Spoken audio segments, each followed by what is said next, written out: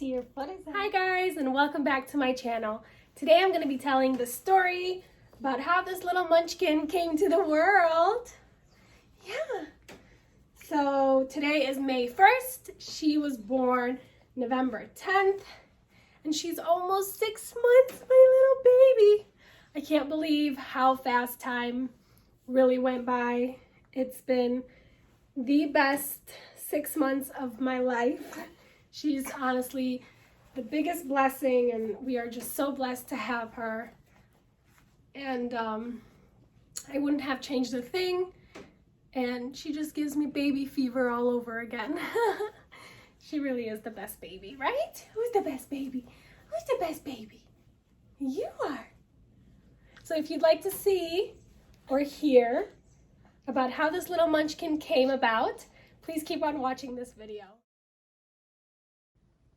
It all started on the night of November 9th, where my aunt actually had a birthday, and we all went out, and we went out around like 7 p.m. and it's so funny that everybody was telling me, you're gonna dance this baby out, you're gonna dance this baby out, and I really already wanted to meet her. So obviously I'm like, yes, I'm gonna wear heels, I'm gonna wear a dress, I'm gonna look good, and I'm gonna get this baby out. So we went out that night to a restaurant. It was like a girls' night, and my mother-in-law, my sister-in-laws, and my aunt and my friends were there. And we had dinner, and there was music, and we were dancing, and I'm gonna show you my outfit, and that's like my belly at 39 weeks and 3 days. So I wasn't big at all, and I didn't feel like I was gonna be going into birth that night at all. And so we were dancing, and then we came home. I came home around 1 p.m. and my husband was already sleeping. So I decided to just take a shower because I was like sweaty from all the dancing, and it was just a crowded place.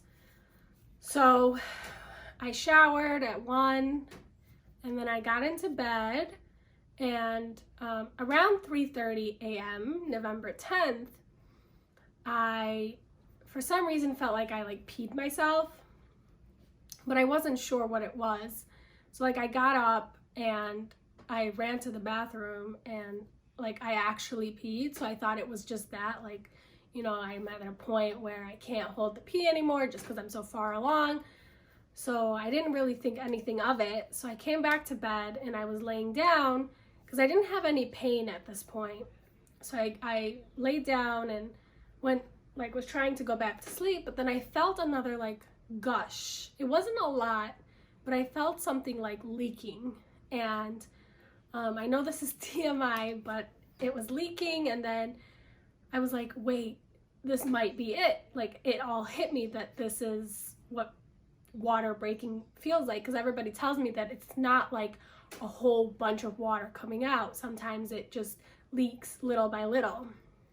So then I decided that I'm gonna wake up my husband, and I told him, like, babe, I think this is it. Like, I think my water broke. He was just like, oh my God, this is it. And he was just so excited and nervous at the same time. He like got up so quickly out of bed, and you know, luckily I had already, because I had this feeling that I was gonna go into labor early, I had already packed my hospital bag with like my stuff and the baby's stuff, and I had our car seat already ready, and we had, you know, my robe and just my blankets ready. So we were really just prepared to get up and go. But with me knowing that like the hospital doesn't take you right when your water breaks if your contractions aren't a certain length apart, I decided to kind of wait it out, and I actually downloaded the app called Contractions, and it basically helps you to track your contractions. And I was doing that, and my contractions started off, they weren't like so painful, they were just like regular menstrual cramps, but they started off somewhere around like every 8 to 9 minutes. I was getting those little mini cramp contractions. Progressively, it was getting more painful, and it was already getting to the point where it was like 5 to 6 minutes apart. So I was like, oh, so I should probably call. And we decided to call around like 5:30 a.m. Like, I was just you know, between 3:30 and 5:30, we were just trying to like get the house cleaned up and, you know, get everything by the door and get our shoes on and clothes on and like just kind of prepare the house for when we were getting ready to come back home with the baby. So I called the hospital, I called Triage, and I told them like my water broke at 3:30 and, you know, I'm feeling contractions every 5 to 6 minutes. And they're like, you know what, come in because your water broke at 3:30 and, you know, it's already hitting 6. Why don't you just come on in and we'll check you out? So I'm like, okay. So by the time we like left the house, it was like 6:30 a.m. And I know that when you get to the hospital, they don't let you eat. So we were like, you know, let's grab a bite to eat. And we went to our favorite bagel spot, which is like right across the street from us. We got some bagels and, you know, we were eating them in the car. And at this point, my contractions felt like they got less painful and farther apart. So it was like going backwards, which was really interesting. But as we started like finishing off our bagel and driving towards the hospital, which is like 20 minutes away from us, I kept feeling closer contractions and more painful contractions. So it was just like an up and down experience with the pain.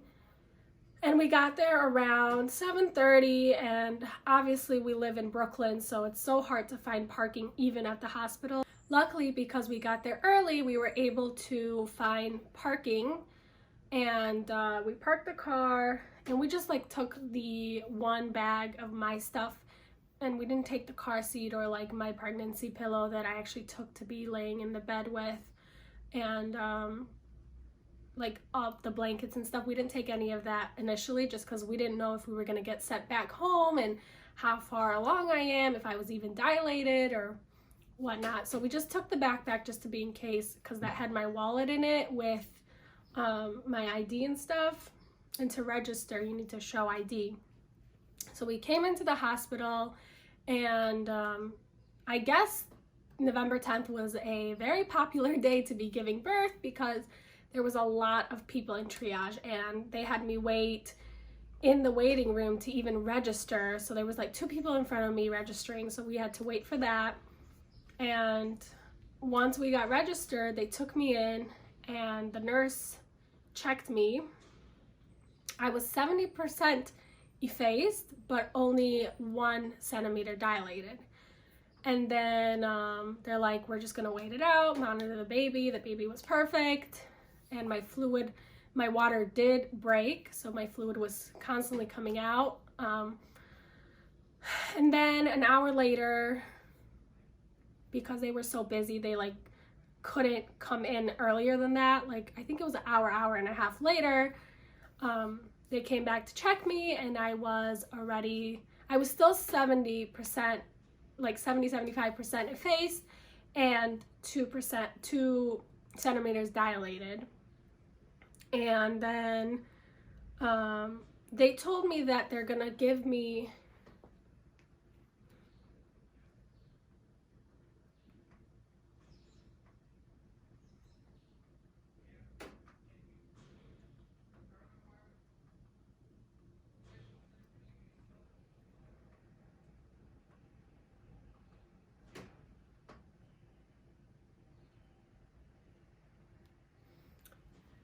So they came in to check, and after that, they told me that because it was already like 9 a.m.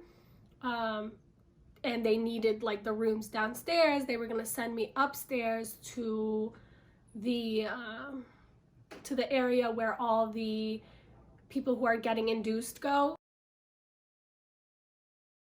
I forgot to add that they offered me Cytotec to help progress my dilation, and I did accept that before going upstairs. Any labor rooms available just because there was a lot of people in Triage in the labor and delivery area, and so they sent me up there, and they kept asking me, do you want to get epidural? And for some reason, I don't know why, but I had this fear that if I had gotten the epidural, everything would slow down and I would have to go into an emergency C-section, and there's nothing wrong with that, but I wanted to kind of be and give birth as natural as possible.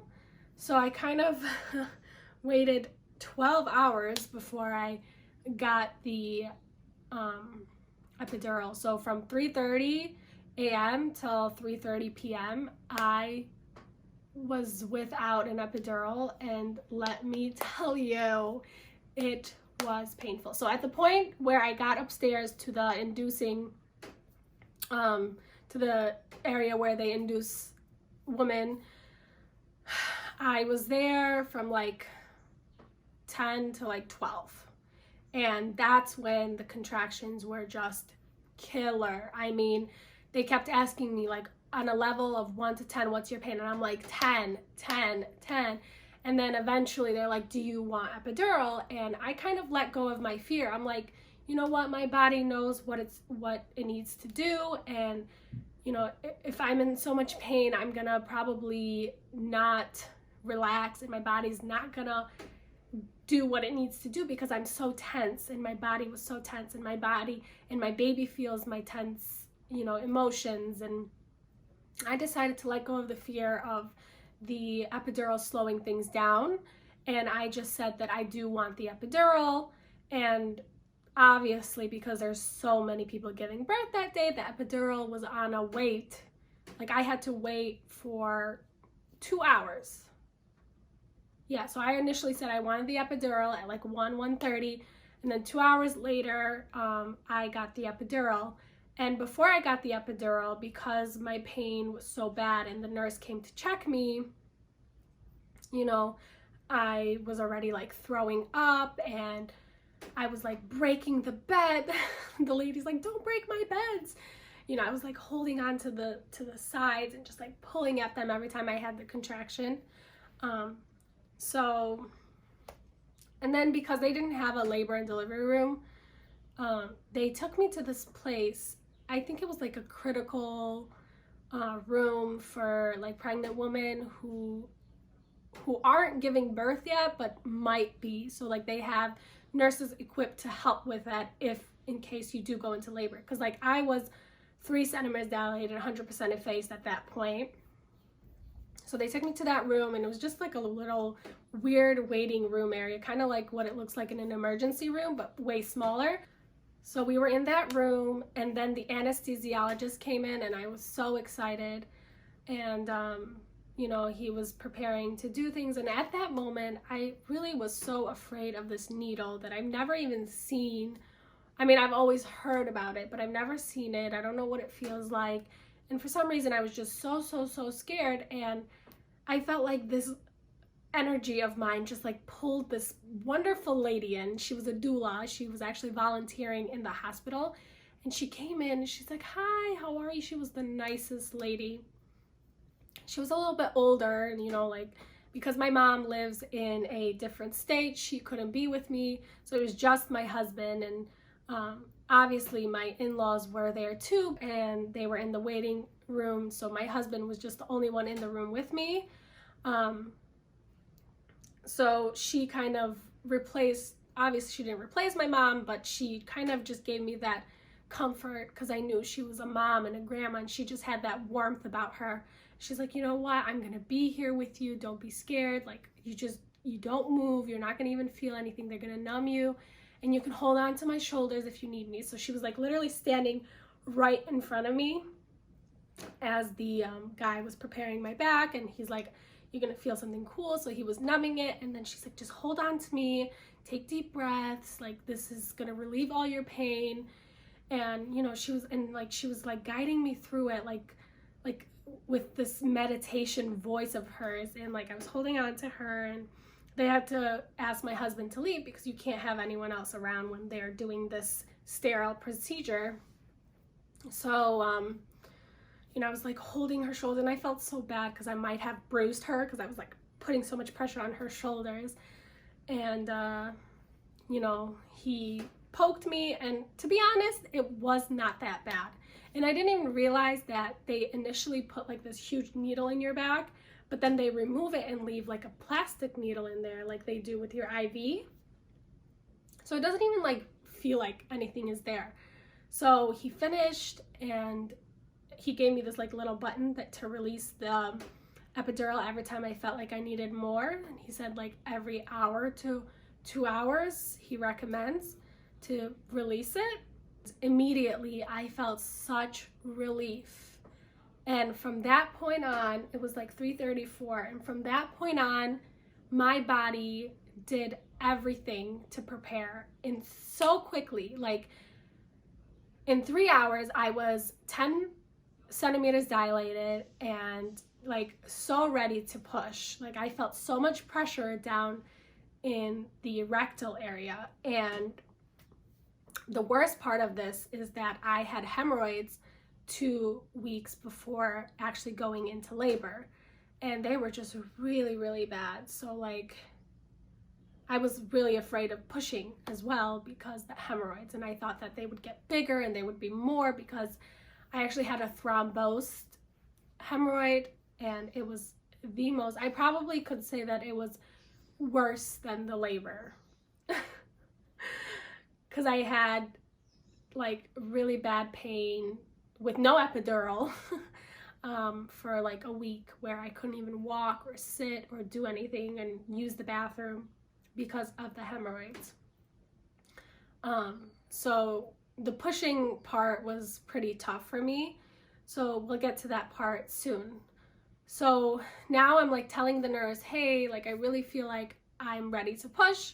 The nurse came in, well, my doctor came in and checked me, and she's like, wow, you're 10 centimeters already, and we're gonna take you to a labor and delivery room as soon as possible. So they came in with like a wheelchair, and they took me to the labor and delivery room, and the room was so nice. Like I wish I had been there from the get-go, because it was so much more relaxing. But honestly, like I said, I wouldn't change a thing, and everything happened for a reason, I believe. And I'm just so grateful for the way that it happened, because everything went so smoothly. And you know, what's funny is my fear was that the epidural was going to slow everything down, but in reality, for me, in my case, and I don't know if this is the case for everybody, but I can speak for myself and say that the epidural did not slow anything down for me. In fact, it actually sped things up, because without the epidural, I wasn't really dilating much. Like from 7:30 a.m. to 3:30 p.m., I was only dilated 3 centimeters. And then once I got the epidural at 3:30, at 8 p.m., like 7:30, 8 p.m., I was already 10 centimeters dilated. And I feel like because I was so relaxed, and my baby felt my energy, and my body felt my energy, and it just did what it's supposed to be doing because I was relaxed. And at that point, I was just not, you know, afraid of the pain. The only pain I was afraid of was the hemorrhoids. So 8:30, 9:30, my doctor kept like coming in, and she's like, are you ready to push? And I kept telling her, like, honestly, I'm so scared because of the hemorrhoids. And she's like, it's okay, like, take your time, you know, the baby looks good, so if you need a few like trials, we can practice pushing. So we did a few like practice pushes, and like I was feeling so discouraged, and the nurses and my doctor were so amazing. They like kept telling me, you can do this, your body was built for this, you are strong, you are doing so well. And even though my pushes weren't great because of the hemorrhoids, they kept like telling me that they were great, so that I can, you know, gain the confidence. We did some practice pushes, and I was pushing for almost like, 8:30, 9:30, 10:30, 11:30. So like 4 hours and 15 minutes. Yes, I was pushing for 4 hours and 15 minutes. Well, I did practice pushes for the 2 hours or 1 hour and a half, and then pushing for the rest of the 3 hours. And my husband was very supportive, and he was just like, you can do this. And he was so amazing, and I was so impressed, because I would thought he would like be scared also, and just like not know what to do, and he would be as nervous as I am, and like I kind of needed him to be stronger than me at that point, and I was afraid that he wasn't going to be, but he really was a champ, and he was like standing so tall, so strong, and he was really supportive. He was like helping me, you know, go through the 10 seconds of the breathing that I have to do, or holding my breath to push, and he was just a champion, and I'm forever grateful for him. Give all the credit to him and my doctors and the nurses that were there that day for helping me, you know, conquer this fear of getting more hemorrhoids or pushing. And I kind of at 11:30 was like, you know what? I want to meet my baby. I don't want to cause any harm to her, and I know she needs to come because my water is running out, and like they told me that the baby needs to come out within 24 hours because my water was broken, or else we would have to go into a C-section. So I was so convinced. I was so committed to getting this baby out at this point that I was like, you know what? If the hemorrhoids do come out, I will deal with them if and when they do. I'm going to be here right now. And right now, my job, my duty is to get this baby girl out. And I really wanted to just meet her, and we were all so excited. And I know that we actually had family downstairs waiting to meet baby girl and see me, and just everybody was ready. We're waiting like about a lot for our cousin to be born. It's a girl. Say hi. Say hi. Say hi. Say hi. Bye. Hi. It was just such an exciting day, and I really wanted to just get this baby girl out. So I gave it my all, and I was like pushing for the life of me, and the last few pushes like did all the work. So like the 2 hours of pushing, the 2.5 hours of pushing that I did literally did no work, and then those like last 10 minutes I pushed that baby girl out, and she was born a healthy 6 pounds and 2 ounces, 18.5 inches long, and she was born at 11:43 p.m. And it's so funny that everybody was saying, we thought she was going to be like an 11:11 baby, and she didn't wait those 15 minutes. And I was like, I couldn't do it. And, you know, I just wanted to get her out healthy, and, you know, I just wanted everything to be okay. And like I said, I would not have it any other way. I'm so forever grateful for the way that it happened and the outcome. She's my whole entire world, and I love her so much. And that's about it. Because I gave birth that night, it was still considered that day. So I only got to stay in the hospital for like a day and a half. But I will tell you that giving birth wasn't actually as hard as I had pictured it to be. And I think for me, my recovery was probably more painful than the actual process of pushing and giving birth. Yes, the contractions were pretty bad before the epidural, but I feel like the epidural is there to help you with those pains. So like there is a cure for the pain, you know, but after, there's really nothing you can do for like 4 to 6 weeks. You're just going through this pain, and you have to be able to like provide for the baby and breastfeed if you're breastfeeding, or just be there to hold them. And, you know, you have to get out of bed, and it's really painful. The recovery was really bad for me, at least. I would say that the recovery was more painful than the birth. And like I said, again, I wouldn't change it for the world. It is what it is. We are moms, we are strong. And, you know, I got through it. I'm 6 months postpartum, and I feel amazing, and the baby's great and healthy, and, you know, it was all worth it. And that's about it. Thank you so much for listening, and I'll see you in another video. Bye.